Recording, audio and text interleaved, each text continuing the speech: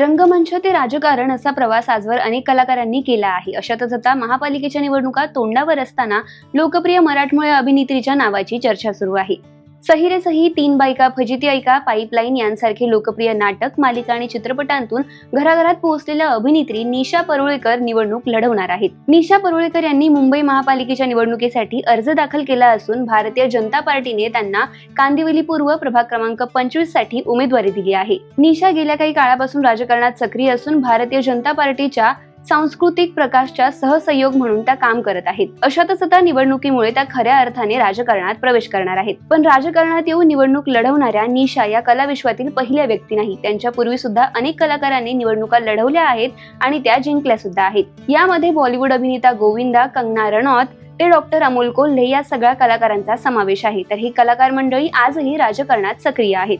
गोविंदाबद्दल बोलायचं झालं तर गोविंदाने तर 2004 साली मुंबई लोकसभेसाठी निवडणूक लढवलेली आणि ती जिंकली सुद्धा होती. पण 2019 मध्ये त्याच्यावर संसदेत कमी उपस्थिती आणि सक्रिय नसल्यामुळे झालेल्या टीकेनंतर त्याने राजकारणातून एक्झिट घेतली. मात्र 2024 मध्ये एकनाथ शिंदे यांच्या शिवसेनेतून त्याने पुन्हा एकदा राजकारणात कमबॅक केलं.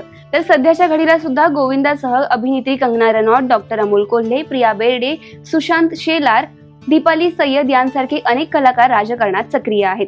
कलाकारांच्या राजकीय क्षेत्रातील प्रवेशाबद्दल तुमचं काय मत आहे हे आम्हाला कमेंट करून नक्की कळवा.